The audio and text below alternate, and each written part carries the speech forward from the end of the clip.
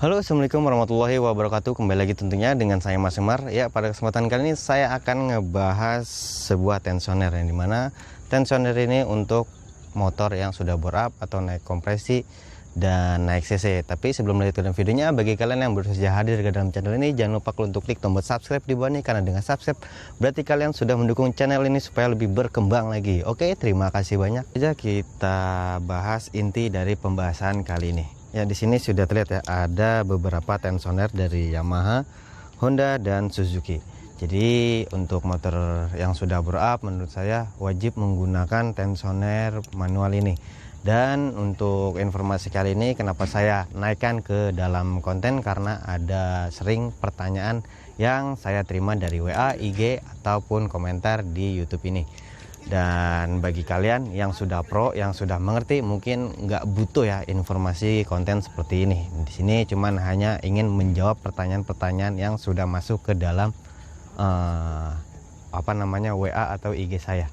Oke, untuk yang pertama ya, tensioner manual ini untuk mengatur ritme dari buka tutup si noken as atau daya putar pada noken as. Jadi untuk mengatur rantai keteng pada suatu motor yang sudah bore up, naik kompresi, dan naik cc. Nah, untuk yang kedua yaitu menghindari yang namanya tensioner jebol yang dapat mengakibatkan topnya itu geser atau bisa loncat. Nah, dari hasil dari top geser atau loncat itu dapat berpengaruh pada daya putar ritme noken as. Jadi buka tutup si klep tidak akan sesuai dengan SOP sistem daya kerja si motor itu sendiri. Jadi hasil dari itu bisa saja klep nabrak yang namanya si dinding head atau yang biasa disebut dengan seating klep, dan juga dapat juga nabrak pada suatu piston. Jadi pistonnya bisa bolong, klepnya bisa hancur, dan yang lebih parah klepnya juga bisa putus. Jadi menurut saya penggunaan tensioner manual ini cukup recommended lah, worth it untuk harga yang juga sangat murah. Tidak sampai 100.000, tapi dari hasil yang didapatkan menurut saya untuk durability mesin menurut saya cukup mengamani suatu mesin yang sudah bore up.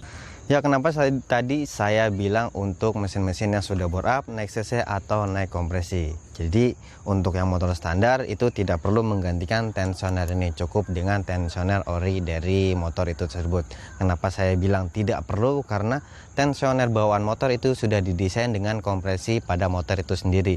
Jadi direkomendasikan tensioner ini untuk motor-motor yang sudah merubah dari bagian sektor mesin itu sendiri.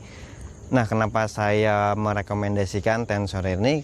Jadi untuk daya tekan kompresi yang lebih padat, otomatis daya tekan rantai keteng ke lidah tensioner itu daya dorongnya lebih besar daripada yang kompresi standar. Lalu si lidah itu kan akan mendorong bagian tonjokan tensioner itu sendiri. Jadi kalau yang namanya ori itu kan masih bisa yang namanya mendelesep jebol, jadi hasilnya ke atas. Nah, jadi rantai keteng tidak akan menekan lagi seperti yang sesuai pada daya tekan rantai keteng itu sendiri. Nah, untuk mesin-mesin yang sudah bore up juga kompresinya itu lebih tinggi, berarti daya dorong si penggerak rek as dan buka tutup noken as jadi harus lebih diperhatikan lagi. Jangan cuma hanya bore up kuat, tapi untuk pembelian tensioner manual ini disayangkan nggak akan dibeli.